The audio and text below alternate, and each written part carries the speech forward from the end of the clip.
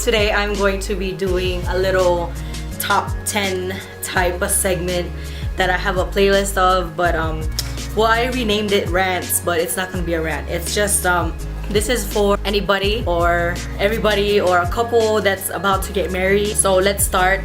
This is gonna be the Why am I doing one? I have a little cheat sheet here that I made. This is gonna be called 10 things a couple or couples, couple, or anybody should know before you get married.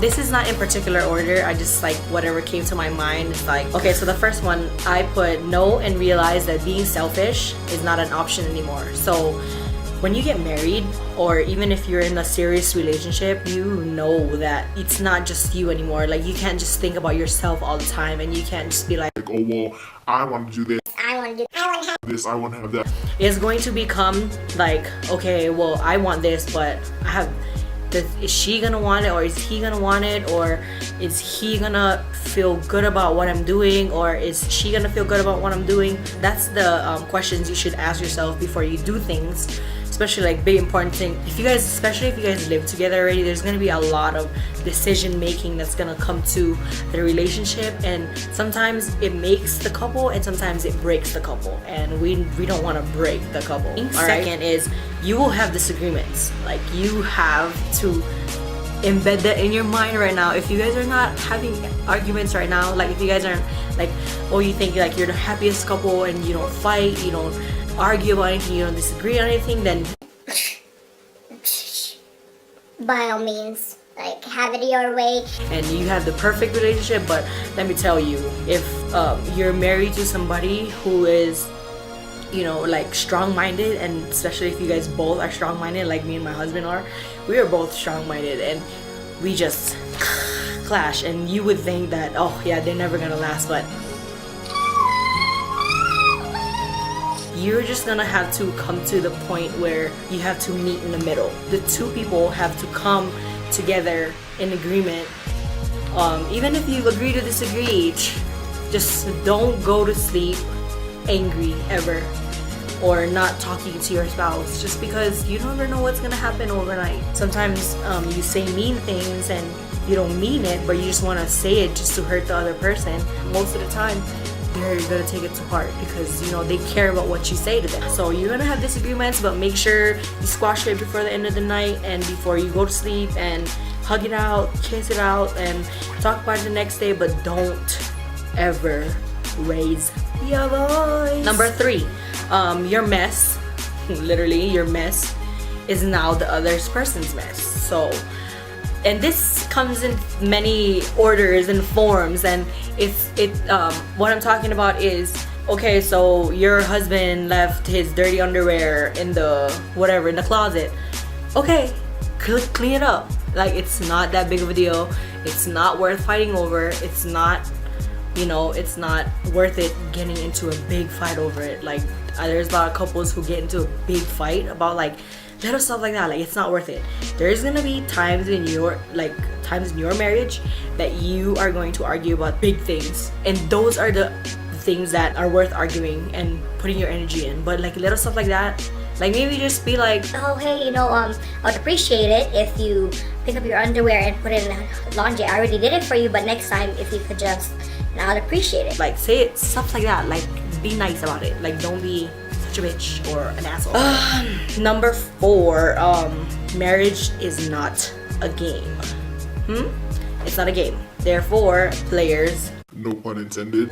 shouldn't play with it, shouldn't play in it or with it unless you change. This, it's kind of a rocky type of subject because you know, there's times in people's lives where they were players, they were all this crazy stuff, and if they grow out of that, then good for you. Like, I really commend you for it. But some people never grow out of it.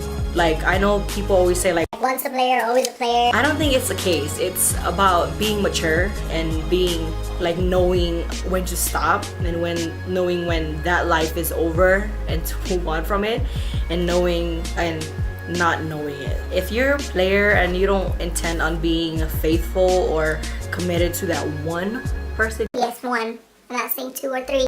one person for the rest of your life, then I don't think you should be considering being married unless you change soon. Number 5, marriage is hard work. Let me tell you that. Girl, it's hard. You have to work at it every day. It's not just something you work hard on today and then forget about it for the next 3 or 5 days, and then when something comes up then you think about it again. No, it's not like that. It's constant. Like, you have, like, this goes back to number 1 about being selfish and being selfless. Basically, it's like you basically just think about the other person all the time. Like, if, like, especially, I mean, you know, if you're happy, then that's good. But if you're not happy, I don't suggest that you go into the marriage unhappy, because it usually won't end very well. It demands a lot of your energy and a lot of your time, especially when you guys are going through rough times. And like I said, you guys will have rough times, rough patches when God is testing you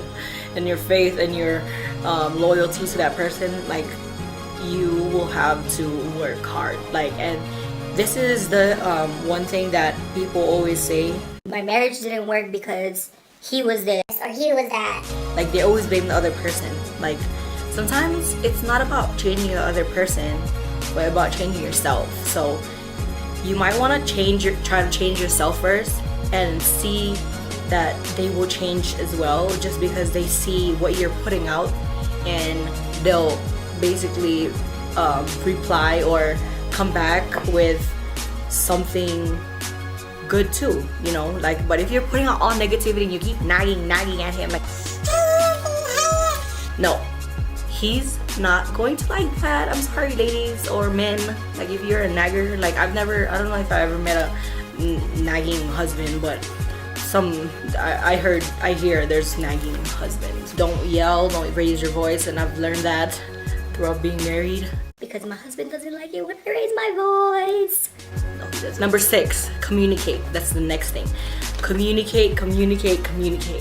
All right, we are not mind readers unless we are born with those talents that we can read minds in the future and all that crazy stuff, but we are not mind readers. Therefore, we need to communicate.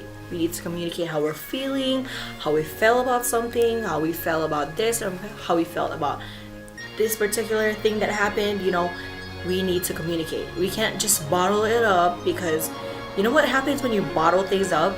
It'll explode. One day it'll just explode, and you won't even see it coming. The other person won't even see it coming. Like, you'll be arguing about something 2 months from when it happened, and you're gonna bring it up, and that's the worst. It's like, and then the other person's gonna be like, why didn't you tell me? Why didn't you say it? It's gonna be a bigger argument, and it's just gonna be a mess. So don't bottle things up. Talk to your partner. Talk about everything that's going on, good, especially good, and communicate the good things to your partner. Like, tell him you appreciate him. Tell her you appreciate her. Tell him that you love him for all the things that he's doing, and that you appreciate it, and you're thankful for him, that you're blessed to have him. If you're not blessed to have him, if you're not grateful for him, don't fucking say it. I'm sorry, don't even lie. That's a lie. If you do, and I'm sure many of you do love your spouses and your other halves, tell them. Even if he doesn't give you roses and give you chocolates or surprise you, like, it doesn't matter. Like, that's not what a relationship is about. A relationship is about 2 people respecting each other and loving each other. Number 7, no more secrets. Men and women, no more secrets. Like, I think secrets is like the root of it all. Like, I'm serious. Like, it's the root of everything that you don't want in your, like, to happen. And when you start keeping secrets, first of all, it's like, it doesn't feel good keeping secrets from your other half. Second, it'll just cause problems, because if you keep a secret and then you tell them, and then they're like, why did you keep this from me for so long, blah, blah, blah. Some people won't think it's a big deal, but it depends on what it is that you're keeping secrets from. Like, if you're keeping secrets about having a baby mama like 2 years ago when you've been engaged for like 5 years, dude, you might as well just go. Just walk. Number 8, faithfulness, fidelity, and loyalty should come as second nature, like, to you. Like, especially towards that one person, that person that you are committing yourself to for the rest of your life. I think that should come natural, and you know, being devoted to that one person and know that you don't have any second thoughts in your minds. If you have second thoughts, you should not. I don't think you should prolong the engagement and see where it goes. Or if you don't even want to be with him, just break up. I mean, you're saving yourself trouble and you're saving him some heartache or her some heartache, you know. But just don't cheat. Like, cheaters. Number 9, have faith, pray, and trust in God. And like I said before I started this is not in particular order, but this should be like the basis of anybody's relationship and everybody's relationship with God. Just because, you know, like I've gone through certain things the past month or two. You know, I know not everybody believes in God and not everybody believes faith and like him answering your prayers, but let me tell you, girl, boy, he does. if you can't have faith in God, if you don't want to have faith in God, have faith in your damn relationship. I'm just saying, because if you have faith in your relationship and if you believe that it's strong enough to overcome any obstacles that you guys are going through right now, you will be fine. I'm telling you right now, you'll be fine. Number 10, last but not least, compromise, forgive, apologize, and be grateful. So compromise, guys. Compromise. Like, I cannot stress that enough. Like, marriage, I think in a nutshell, is compromise. It's like meeting in the middle, like I said on the number 2, the disagreements part. Because marriage is, like I said, it's meeting in the middle and compromising and agreeing into one thing that will make both parties happy. Forgive, always forgive. But of course, you can't just say, yeah, I forgive you, and then you're still mad at her or you're still mad at him. Like, that's not forgiving. Like, forgiving means like you have to like let it go. Make sure you talk about it so it doesn't come up again, and it'll just be, you know, smooth sailing after that. Apologize, and if you did wrong, make sure you apologize, because that's one thing about relationships, is that you have to apologize sincerely and admit that you're wrong. Like, don't make excuses. Well, guys, this is my segment on 10 things you should know before you get married, or if you're married. People should know before they tie the knot, because, you know, that shit is irreversible. But I'm just kidding. Divorce, but it's expensive. I will see you guys next week, and I hope you guys enjoyed this. Thank you guys. Bye.